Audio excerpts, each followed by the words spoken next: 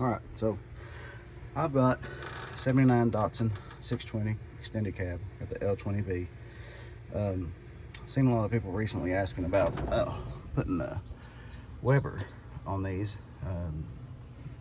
I've got a 38 Weber 38 that I'm going to put on this one. You can see right here it's leaking a little bit of gas down here onto this heat shield. Not exactly sure where it's coming from, but this one I actually rebuilt, but since it is leaking gas, and I was going to put a Weber on it anyway, I was going to go ahead and just slap it on here and let you guys see how it's done. Okay, so first thing you need to do, obviously, is start taking off like your fuel lines, any air lines that you, or vacuum lines that you've got hooked up, which I've only got. This one is actually what used to be my vacuum advance. The reason why it's plugged off is because it was running off the carburetor into the vacuum advance on the distributor, but at idle it didn't seem to be getting any suction to control the advance. It would die a lot. Like if I'd come to a stop, it would just die sometimes. So I ran the vacuum for it straight off of the manifold, the intake manifold.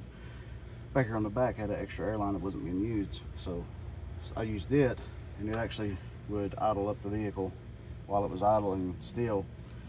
And so I started using that. Not drove it much since then, but it hasn't died on me yet, so that's good. So I'm gonna go ahead and unhook this anyway.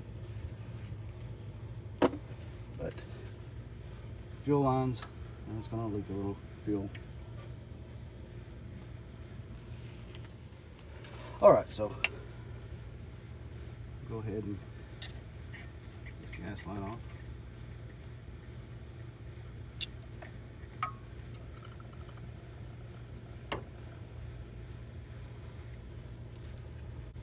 And these, the plugs were messed up, so I just wired them straight in. This is your choke. This is the cut-off solenoid on the factory carburetor. I'm just going to go ahead and just cut these right here, because with the Weber, mine does not have a cut-off solenoid, and the choke has to be wired up anyway, so just go ahead and cut those off. All right. Now, anytime you're messing around with one of these carburetors, it's good to take you a wrench and just grind down the edges, make them thinner. Probably would even help to bend the wrench a little, because these bolts are very difficult to get to. But you got 4 of those, one here, one here, one here, one here, each corner. So, and like I said, I've already unhooked a lot of the, well, every vacuum line off of this, because of when I got the truck, it was a mess. I didn't know where anything went, so plugged everything off. I even removed the EGR valve, welded this up. There's a hole back here. This plug had a line coming out of it. I welded it up. Just got rid of all the emission stuff. Plugged this hole because it probably didn't work anyway, and it was a mess. Didn't know where anything went. So anyway, these 4 bolt nuts come off, and then you've got your throttle cable back here. All right, it's got the throttle cable off. So in this situation, the only thing I have left holding it on is the 4 nuts on each corner. Now you want to be careful not to lose these or drop them into the intake. Set this off to the side. All right, new gasket. Got it with the intake kit, so I'm just going to kind of save this. You never know. A little spacer plate, and then this is a heat shield. And I actually put Permatex on this bottom gasket because it did not come in the kit. when I bought the intake kit, and it did not come with the Weber. For it was different. So that's why this is like this. Otherwise it wouldn't be that way. Probably not the best idea, but it worked. Kept it from leaking. Kept me from having to buy a gasket. So, all right, you can see right there.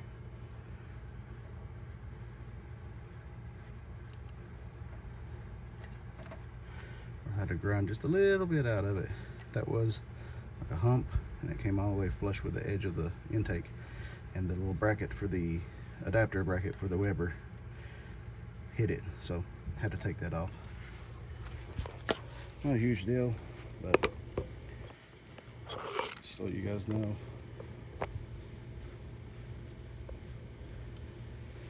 All right, I'm gonna clean this up. Okay, so thought about it while I was cleaning and realized that these studs are gonna have to come out anyway, so I might as well show you how to do that. The nuts that were on it, take 2 of them, run one down just a little, take another one, run it down on top of it.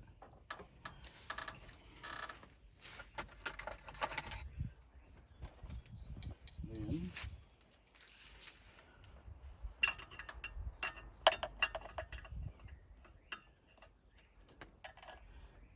tighten it down onto each other.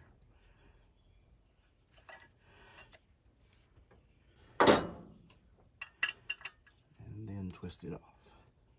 Yep. You twist it off. You're not supposed to have both of these turned. There we go. Now, these are probably a little tighter than what they should be because I used like that to make sure they didn't back out. It's something you really need to do when you're putting the Weber adapter plates on, because they will come loose. I've got an 86 720 that the 32 36 Weber on, and I did not use loctite on it. And it's actually sitting behind us over here. Anyway, I need to hay gasket at the moment. But the carburetor is also a little bit loose because I didn't use loctite.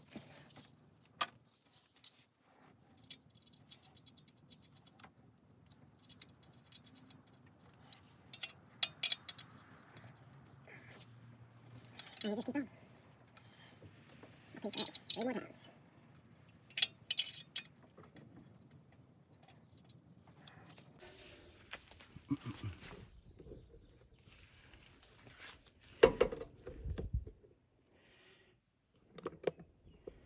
Here, like I said, I already had this on.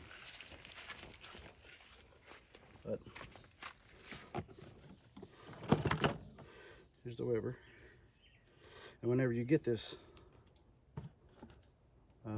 just about every time, this is actually on this side, but you can swap them like I've done. It's just your inlet for the gas. But that's the carb. And then it comes with the spacer adapter bracket. It's just a spring I had laying in there. Come on. Right. And it comes with all the bolts you need to. But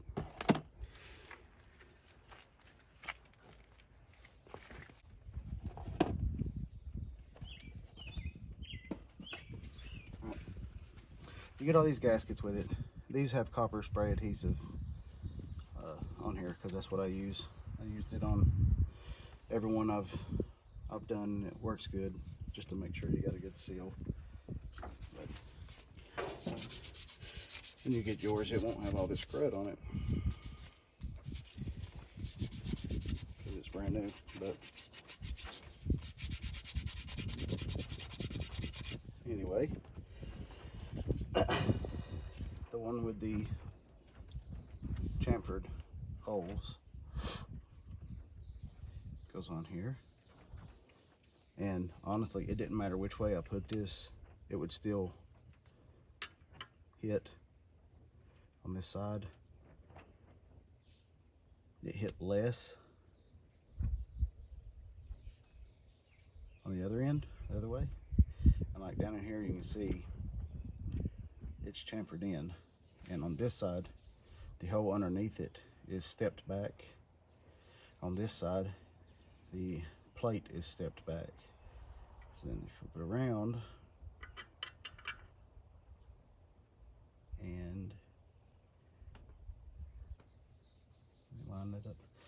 it's the same way. This is stepped back over here. It's not as bad. It's like flush on the inside, close to it. So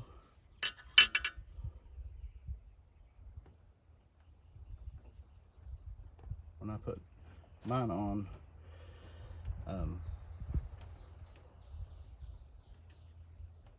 I actually put it on this way.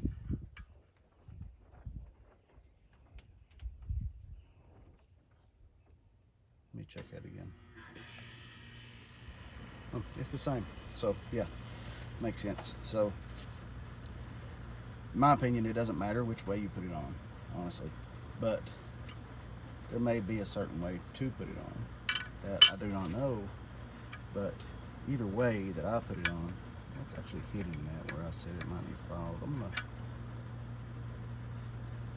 gonna file that down. I actually think it's just the gasket, but we'll see.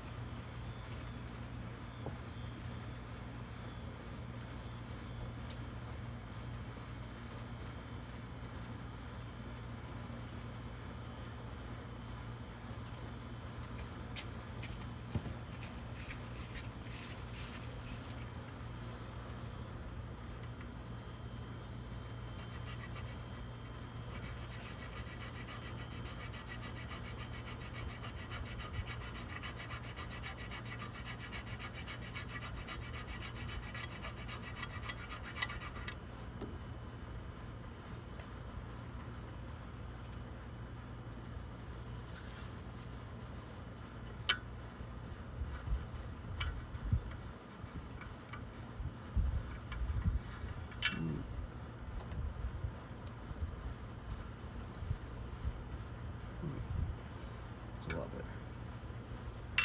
Alright, so I'm gonna clean all these adapter plates and things up, and I'll be right back.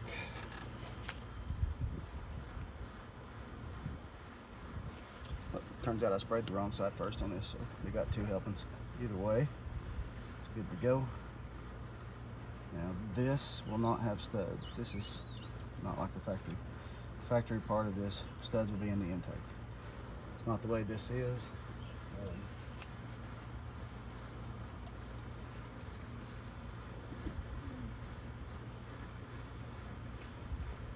You get 4 chamfered bolts like these, Allen head screws.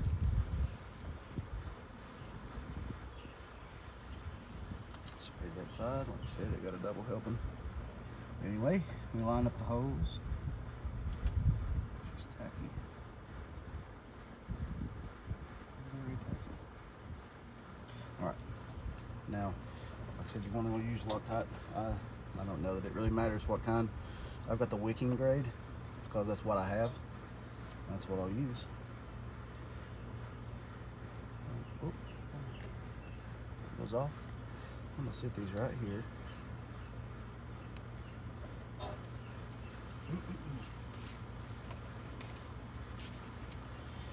Make sure I have a little Allen wrench tool. All right, just want a little on it.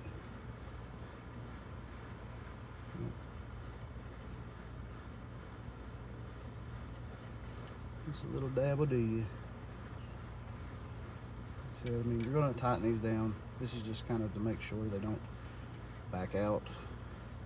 And like I said, they can back out. My 86 has got a 32-36, like I said before. Ooh, it's a little heavy. And then it's been on there, gosh, I don't know,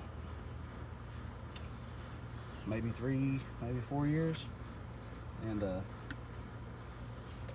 I just noticed that it is a little bit loose. I mean, it's not like falling apart loose, but it is a little loose.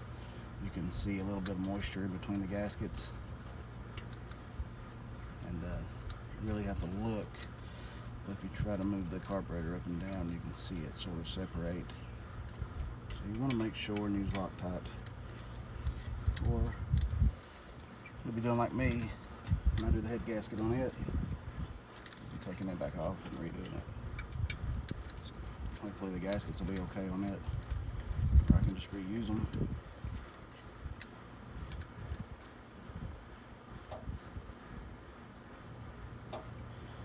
Just tight. There may be some sort of torque spec for this, but I don't know it. Tight enough for me is tight enough.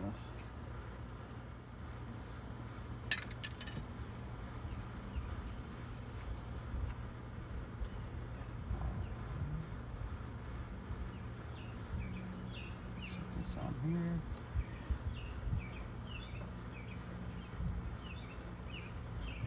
Okay. I'm going to spray the bottom surface with this.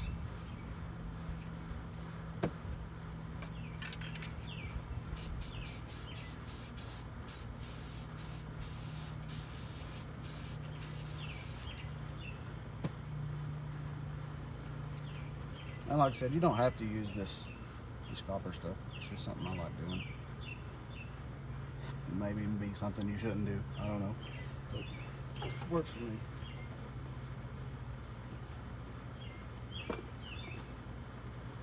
Alright, and got these other Allen head screws, bolts, however you want to call them.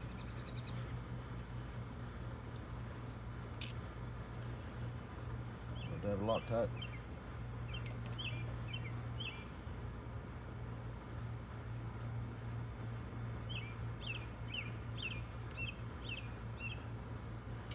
These look kind of cruddy because, like I said, I've already had them on. Be careful, like I said before, don't drop anything in the intake.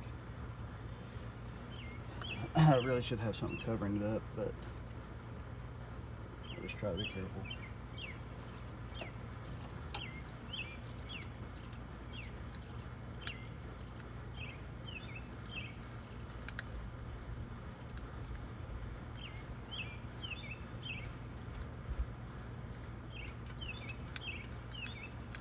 Get these snug, go back around, tighten them down. Now I did notice before when I took this Weber off that the nuts where the bracket for the throttle cable were placed, the nuts were kind of loose. Not like falling off loose, but they weren't, you know, super tight either. So I don't know if that has something to do with that bracket. Maybe. Could be. Alright, let's see right there. I'll tighten that down and I could see the copper sealer squeeze out a little bit. Actually, I notice it down on the bottom now too. I didn't notice it before, but that's good. That means we're sealing good, and that means my used gaskets are still okay, probably. All right.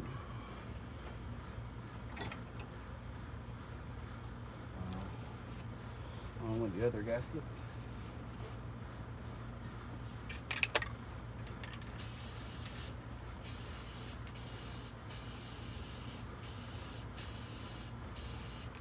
On this one,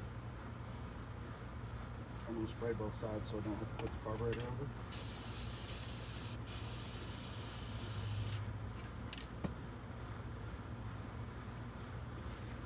Got both sides.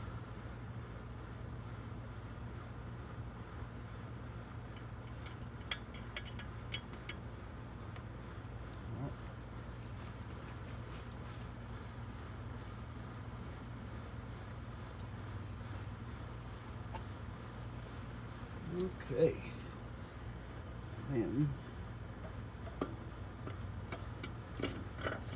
time to go. There's that. So, all right, nuts. You get these little curved, kind of like bowed washers that go on there. I don't really know if they do a whole lot, but anyway, put one of them on, and then the nut.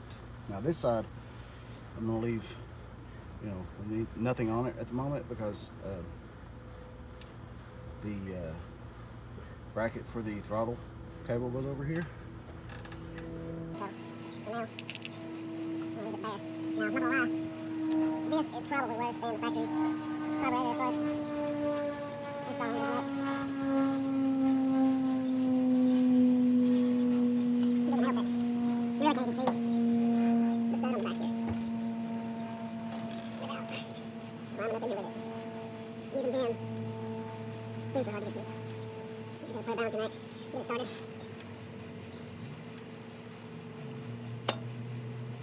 Lifting up on the carburetor helps some. But not a lot.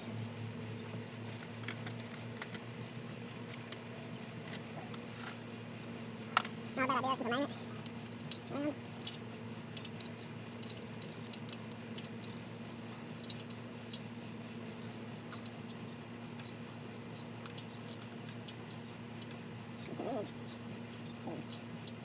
Sort of hold it on top with a magnet. Like, you can hold it like that, sort of with a magnet, hold it on top of this instead. Put a little pressure on it and twist it. That helps.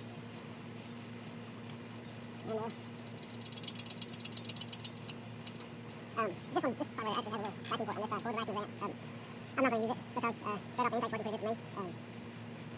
I can't remember if I was checking that when I had this on, this carburetor, or if I was checking it with the factory carburetor. But either way, off the intake is working great, so I'm not going to mess with it. So yeah. May not be the same for other people, may work fine, you know, but this particular one did not want to work with the vacuum vents off the carburetor. These are 12mm nuts. I have had some Weber kits that come with 2 different size nuts. I don't know why. Actually, a 3236 I bought for, I had a 1980 Datsun set on me. I put a 3236 on it, and it had the weird combination for some reason. I'm not sure if it's because it was a 3236 or what, but that's what it had.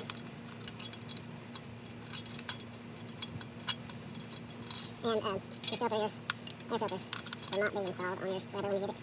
You pop that off and look at how that installs a little bit later. It's not difficult. A lot of bolts. Already starting to get tight in the back here. Now this back bolt, one of the more difficult ones to get the nut on. But once it's on, it's actually one of the easier ones to get the wrench on. This one gets the valve cover. Sucks. Not a lot of room.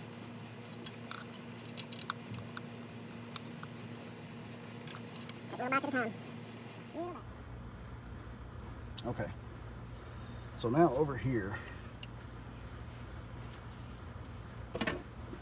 this bracket comes with your Weber. This bracket does not look like this when you get it with your Weber. I've mangled it trying to get it to work. I've bent it, all the pieces here, made this bigger, cut out this and slotted it to where I could slide it back, get it to where it would line up better. And honestly,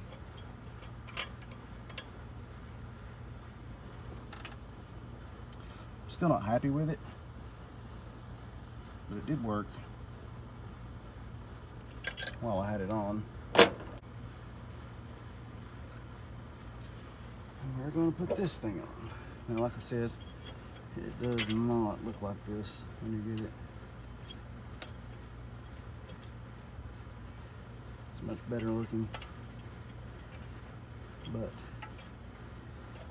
every Weber that I've ever put on, I always have to mangle this bracket.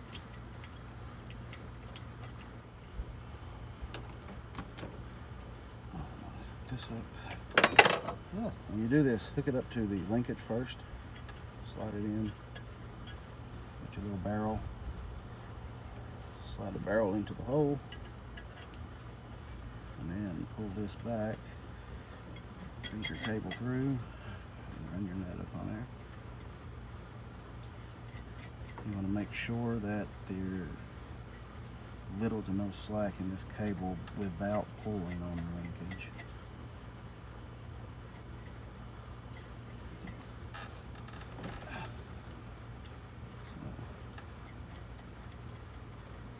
Probably we're going to have to adjust this later on. It's kind of hard to see if it's pulling it, but you can look at the idle adjustment screw where it contacts the arm and just make sure that it stays where it's supposed to be. And that, I'm going to say that is okay for now.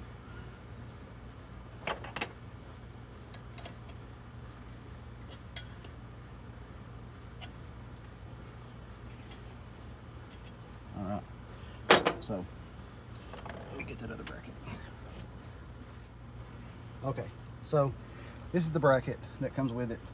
There's your little spring for the return spring. I'm not sure, they don't really tell you where to put it, but I'm going to put it down here where the original throttle cable bracket was. I didn't use this the last time, but I had issues out of getting this to work. See, it's real loose. And there's not really a specific place to put this in the instructions. So, let's see. Feed this through there, and then that might work.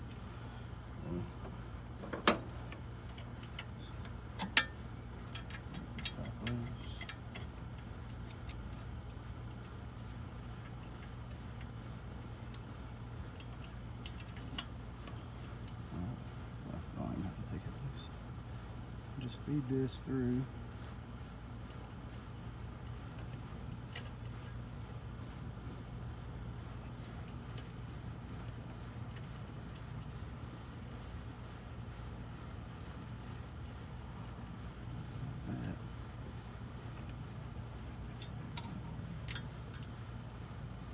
So I'll put this underneath the spot where the barrel goes. I don't know if it's going to work, but I'm going to try it. Stick the barrel in there, and that'll keep it from sliding up, possibly.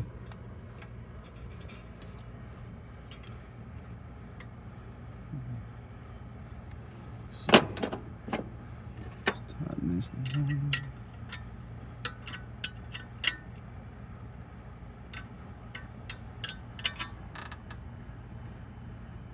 Okay, so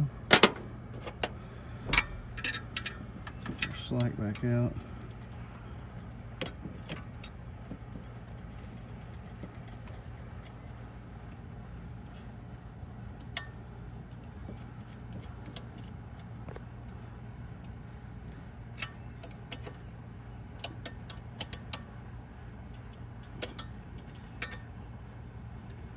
Okay, so when you push the gas pedal,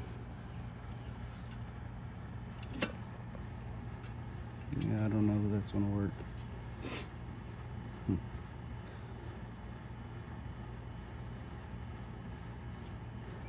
I'm not sure.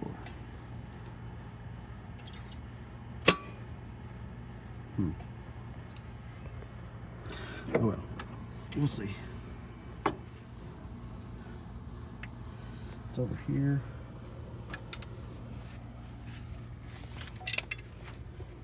You can see it's right down here, a little brass fitting.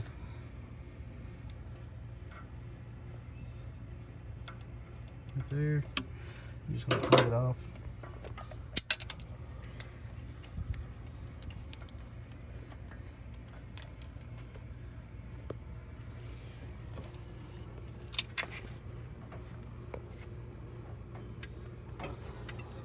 And we'll clean that up later.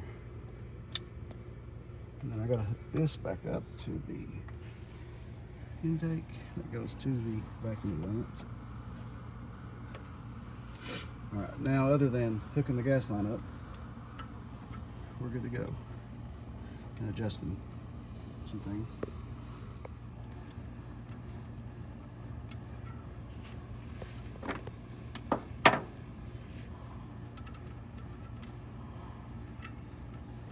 Is the choke for the Weber. Little fella right here. And you'll hook the blue wire from your harness up to it.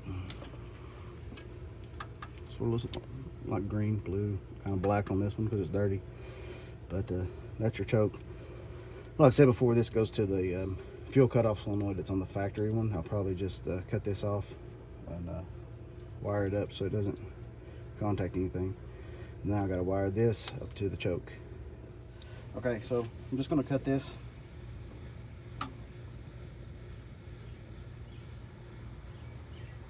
Cut that one off. Cut this one off.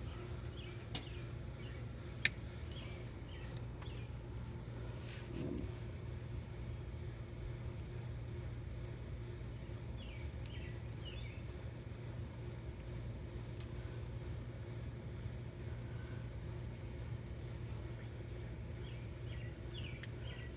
crimp that together.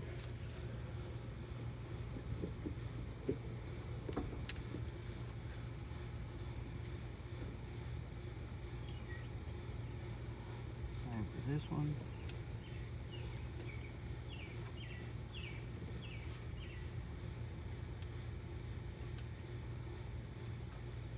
Make sure she's tight.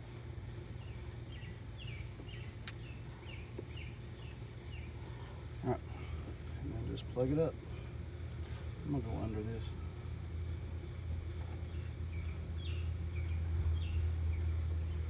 Alright, like so, but let's wrap that up first.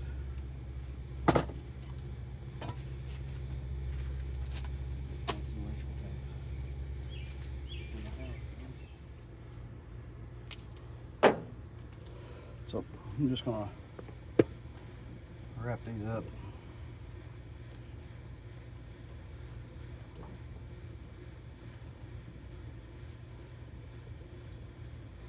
Make it look a little better.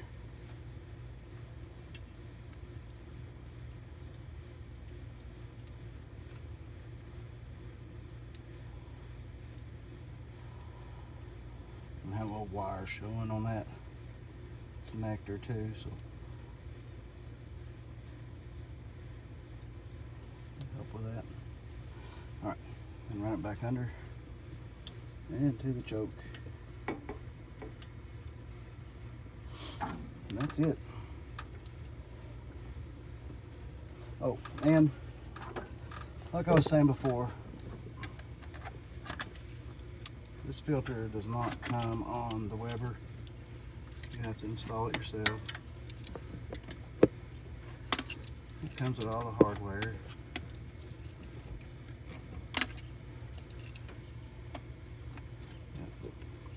This plate bolts on. Got little washers and lock nuts that go on. These studs are already in the carburetor.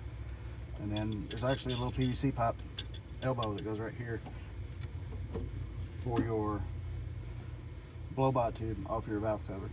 I don't have a hose that'll wrap around like that without kinking, so I'm probably just going to put a little filter on this later, and then that'll be all right. And then you just put the filter on, put your cover, and these just snap on.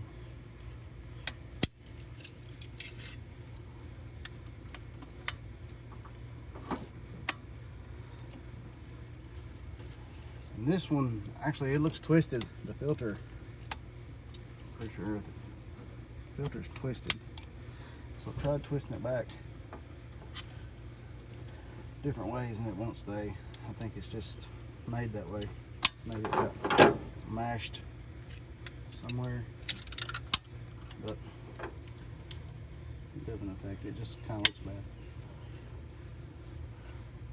I've never had one twisted like that before.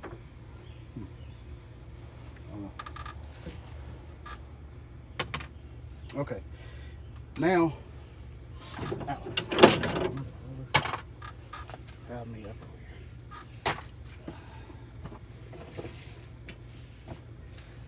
here. To adjust the air fuel mixture, there's a screw here, and then on the very same spot on the opposite side where we plugged off the vacuum advance line, there's a screw there. The one on this side, the valve cover side, is really hard to get to, even without this line hooked up. You take the cover, the breather or filter off, it's hard to get to. There's no getting around it. This one's easy to get to, obviously. And then on the back side, there's a screw for the adjustment of the idle. So I found me a little tiny screwdriver and just cut it down to where I could get it in between the valve cover and that screw, and it's still a little long, but it works. And when you're doing the adjustment, you want the idle to be kind of high. Here's the screw for that, right here. If you look down behind it, you can see where it contacts the linkage. So you want it to be kind of high, because whenever you adjust the airflow, the fuel air mixture, you'll want to run it in slowly, and don't crank down hard on it because you can mess the seat up. But if you run it in slowly until it wants to die, do both sides, and with the idle up kind of high, that'll help it not die. So and then you'll back it out 1 to 1.5 turns, and then slowly keep backing it out until it runs bad again. And then once it runs bad again, run it back in just a little until it starts to run better. And that's about it. You can buy tools to read the airflow coming through the carburetor, but just about everything says they do it by ear. That it's not going to do no benefit to buy the tool if you don't already have it.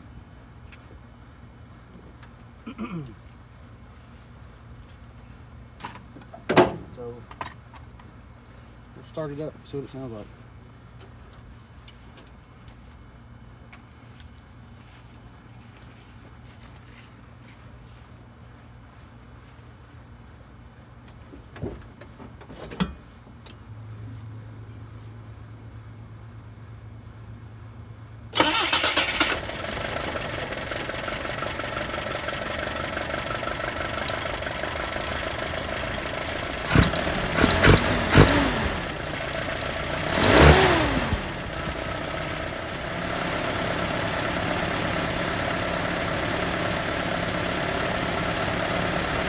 Okay, so it actually doesn't sound too bad right now. Like I said, I've had this carburetor on here before. You can hear it really suck the air through when you give it gas. That's just this breather.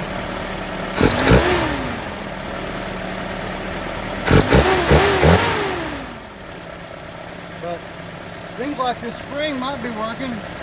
That's good.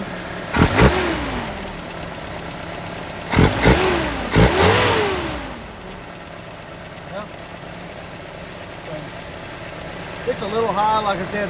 I had issues with it dying on me when I come to a stop. So I think the idle's a little high. I got it that way on purpose. But I don't have an RPM hand, so I couldn't say what it's actually idling on. But like I said, if you wanted to adjust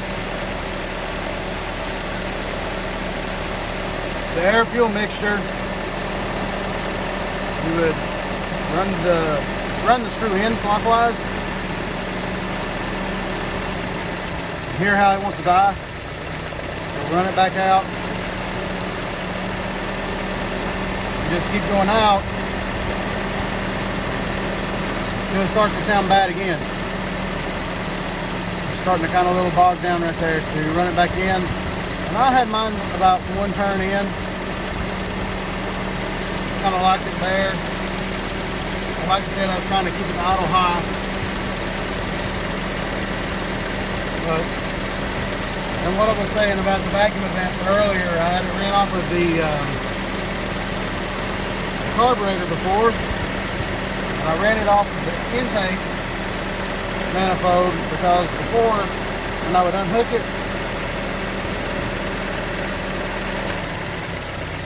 do the change in the motor.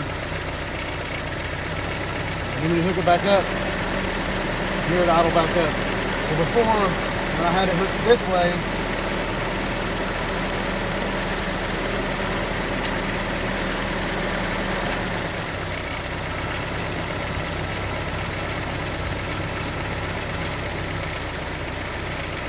you see there's no change. So it didn't really benefit where it was dying at idle. So I hook this back up, and ever since that's been hooked up, it hasn't died on me. Maybe coincidence, I don't know, but it's working.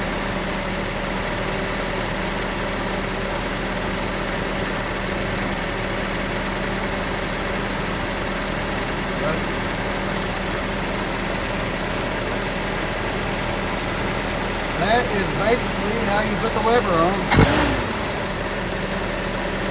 Like I said, that spring seems to be working.